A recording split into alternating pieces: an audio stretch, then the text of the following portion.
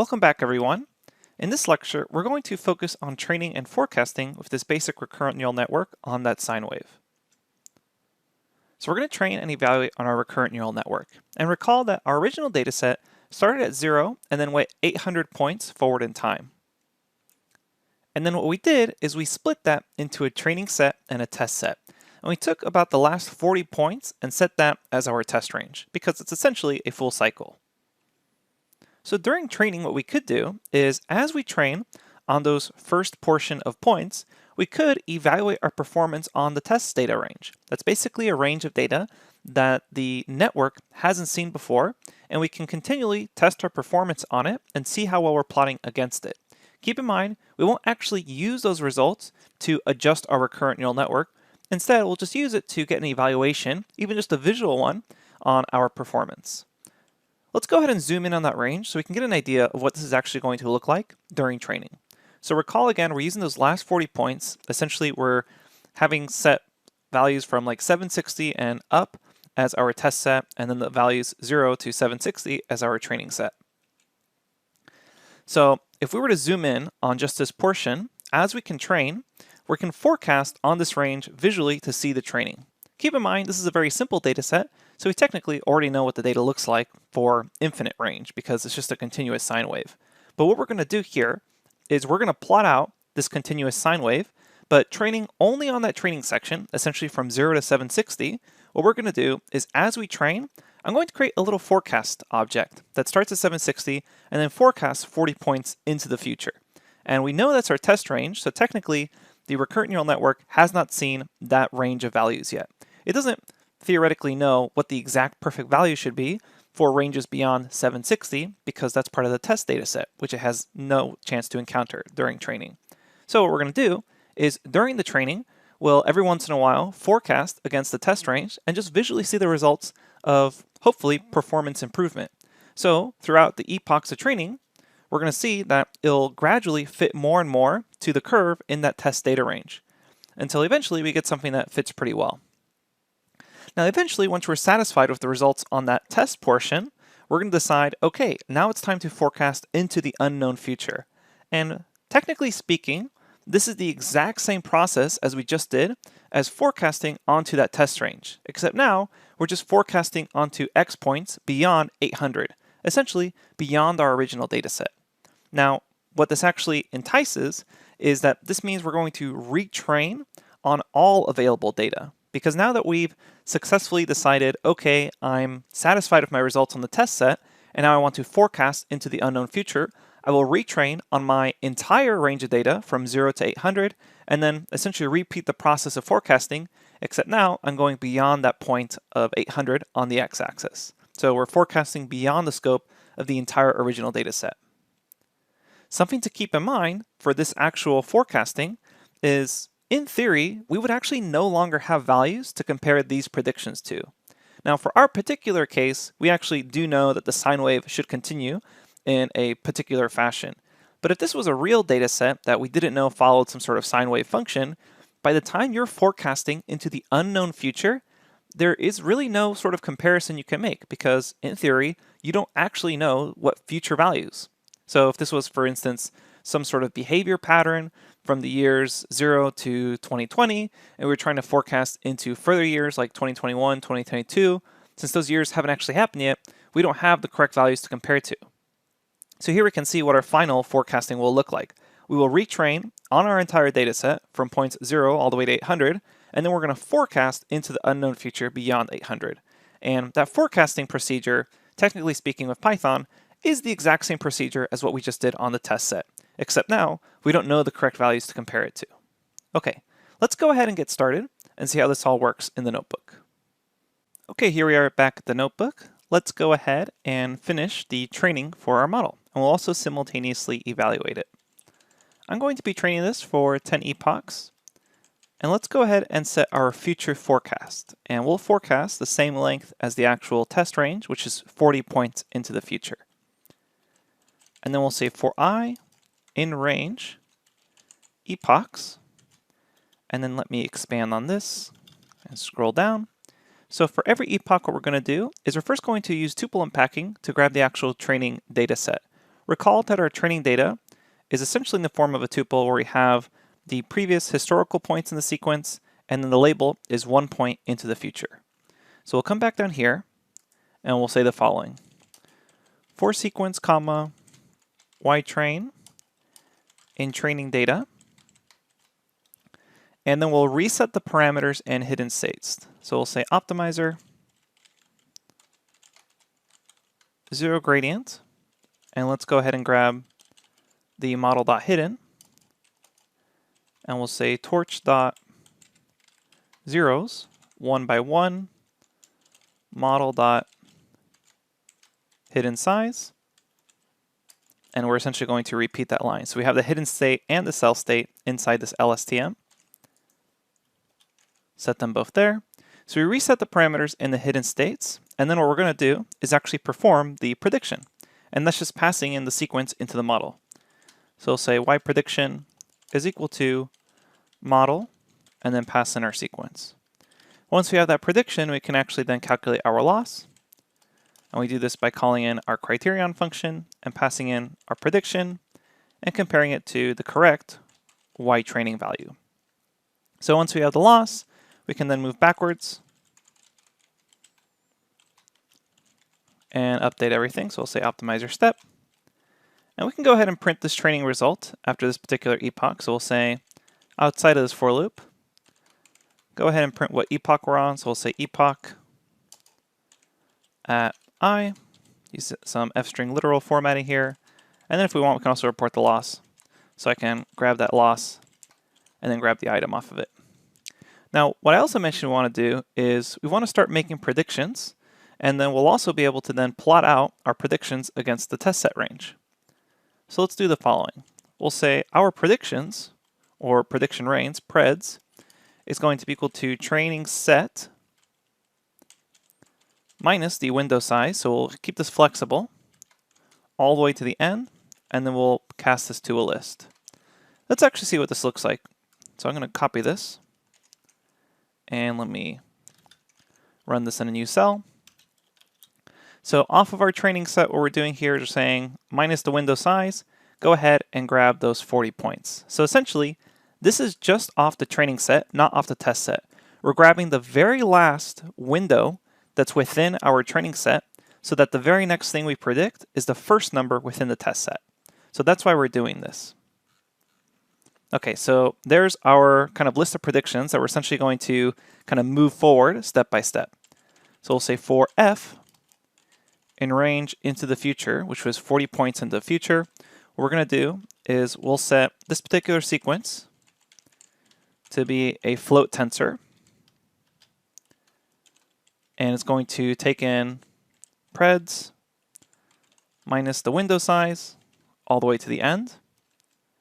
And then without updating anything, we'll say with torch dot no gradient, we'll go ahead and reset our hidden state and cell state.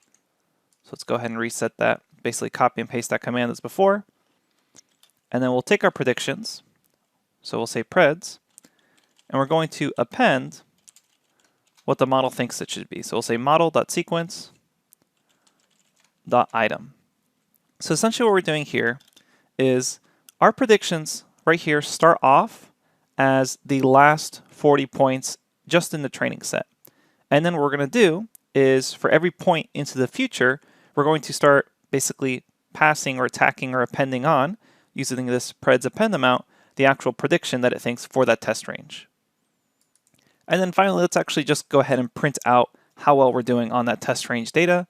So after we run that for loop into the future, which in the beginning will be pretty bad because we haven't really done any training on the first epoch, we'll go ahead and say calculate the loss, call criterion again, and then here we'll say torch.tensor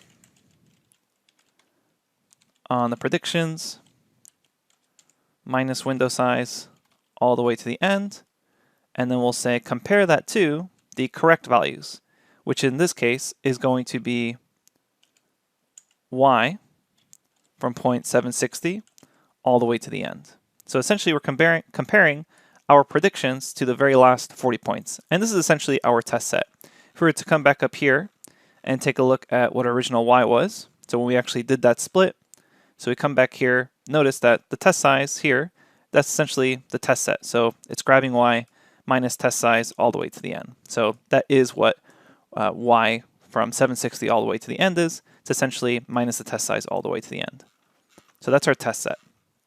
Okay, so we grab that, and let's go ahead and then report how well we're doing on the test data.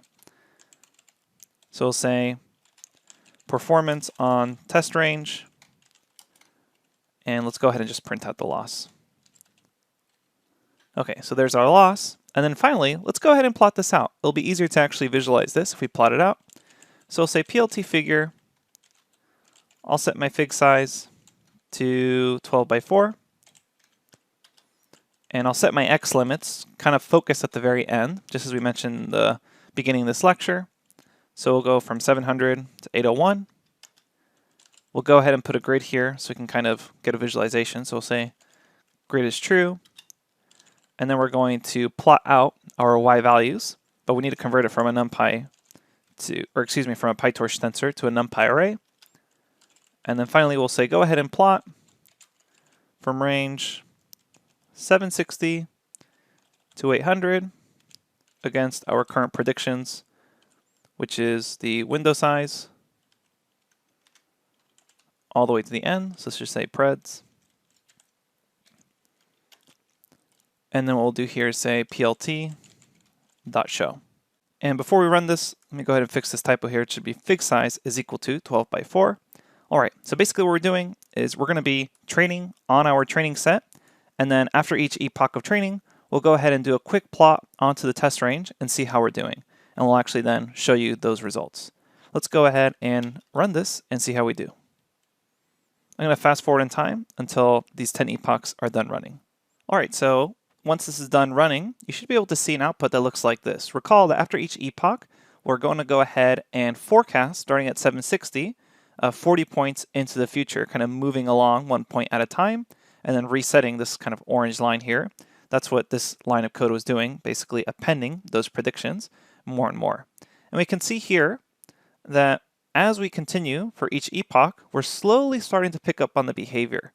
So notice it begins to understand that it should be increasing as it gets kind of closer to 0 on the y-axis, or decreasing depending on the slope. So because it's a simple wave, it's doing a pretty good job at understanding the fact that it has this sinusoidal pattern. And even at the very end, it still looks like we're not learning quite perfectly, but just given the raw values, it's able to approximate this sort of sine wave behavior, which is pretty impressive given what the recurrent neural networks basically has to work with. You're just giving it raw numeric values over time, and after training, it's able to pick up on this pattern of going back up and down. Now, if you want, you can continue to train on this for more epochs and see if you can improve the performance. But what we'll go ahead and do is we will go ahead and train the model on all our data. So let's say we're kind of satisfied with the model's performance. We don't want to go back and add in any more neurons to the LSTM layer or more layers, etc. So we decide, you know what, this performance is good enough for us. So what I'm going to do is I'm going to retrain on all the data and then forecast into the unknown future. So let's show you how to do that. We'll go ahead and say epochs. And I'll set epochs to be maybe something like 15. So previously we trained on 10, but I decided after kind of looking at this test set evaluation, maybe a couple more epochs would help improve that. So I'll set epochs to 10. We'll set our prediction window size to the same as before, 40. And we'll have that match our future forecast prediction. And recall now we're no longer worried about the train test split. We consider this our evaluation of performance. We already know the loss metric, as well as just visually how well we're performing on this. So now what I'm going to do is retrain on everything and essentially forecast beyond 800. So let's go ahead and set up all data to be equal to our input data function that we defined earlier, pass in y, and then pass in our window size. And if we check the length of all data, notice that now it's 760, essentially 800 points minus the window size of 40. Okay, so now what we're going to do here is we'll say import time, set our start time equal to the current time, and then at the very end what I'm going to do is calculate my current time and say minus my start time, and this will be in seconds, so we'll say total time is equal to this, and we can go ahead and print out the total time. So we'll say print out total time. That's essentially in seconds, and if you want, you can do that by divided by 60 so we can see it in minutes. Should take a few minutes to train, and essentially I'm just going to copy what we did here for the training section. So I'm just going to copy for I and range epochs, and we're doing the same thing here, sequence-wide train, doing the optimization, resetting the parameters and hidden states, grabbing our prediction value, comparing its loss, and then stepping backward, and we'll go ahead and print this per epoch. So I'm just going to copy this because it's the exact same process as what we're about to do here. The only difference is, instead of doing this on just the training data set, I will do it on all my data that's available to me. And I'm going to do it for now 15 epochs. Okay, so essentially resetting everything, I'll go ahead and rerun, and let's go ahead and predict these future values. So I'm going to run this, and I'm going to fast forward in time until this is done training. Okay, so this is done training. It took me a little over 2 minutes, and we can see here that even after about 15 epochs, the loss was still going down. So it may actually be beneficial to keep training this for even more time. But for our use cases here, this is probably more than enough. So now the idea is to forecast values that are no longer within our training set. So we're actually now going to forecast into the unknown future. So I'll call this forecast into unknown future. Because recall, the only way we're actually grabbing this loss functionality was comparing against results that we technically already knew the values for. So how do we predict future values? What we're going to do is essentially repeat the process we did last time, because it is theoretically the exact same thing. So I'm going to grab all my y values and go minus my window size all the way to the end and convert that to a list. And I'll say for I in range future, what I'm going to do is, just as we did last time, set up a sequence holder. So I'll say torch.float tensor, and this is going to hold predictions minus window size all the way to the end. And then without updating the weights, so with torch.no gradients updates, I'll reset the hidden parameters. So that's essentially going to be copying this line right here. Paste that in, and then I will append the model's predictions, which is just passing its sequence to the model, and I just want to grab that single item. So essentially what I have here is predictions is going to be this list that I'm appending to. Except this time, I'm going to use all my data. So that means after I'm done using these 40 points and I keep going further and further into the future, I will have predicted 1 point at a time into the unknown future, essentially beyond 800 in my X scale. So I'll go ahead and run that, and let me make sure it says preds, just so it is all the same instead of just PRED. That should be an S there. So we go ahead and run this, and this should be really fast because we're just doing a forecasting. We're not actually updating any weights or biases. Let's go ahead and plot out these results. We'll say figure, set my fig size equal to 12 by 4. Set my X limit to be, let's go ahead and go from the very beginning. So in fact, we'll go from 0 all the way. And now, instead of stopping at 800, we're going to go 40 points into the future. So just so we can see it all, we'll say 841. I'll put a grid on it. So we'll say PLT grid is equal to true. And now I'm just going to plot y as a NumPy array. And then what I will also plot is that future forecast. So this is me plotting the actual forecast, again, into the unknown future. So say plot range starting at 800, which was the end of all our data, and then into the future, which was 40 points, so 800 plus 40. Go ahead with those on the x-axis. We'll go from our window size all the way to the end. And make sure this says pred with an S, and then we'll say plt.show. So we go ahead and run that, and here are our predictions into the unknown future. So we retrained on all our data, and then we kept evaluating during that retraining of all the data on this, just so we can see whether or not more training was useful. But what we really want to do is predict into data, basically into a data space that the network hasn't seen before, so 800 points and beyond. And we can see here, based off this grid, it looks like we're still committing an error. We're kind of overshooting all these values a little bit, because we can see here we're going above this gray line on both the -1 and the 1. So maybe even more training is necessary here. in order to play around with this. And you can also play around with adding more neurons to the LSTM layer. But here you can now see the entire process for just a simple data set. Now what we're going to do in the next lecture is basically repeat a lot of this, but show you on a real sales data set. So let's go ahead and see you in the next lecture where we perform very similar tasks, almost the exact same thing, except now instead of a simple sine wave, we'll do it on a real time series data set. I'll see you there.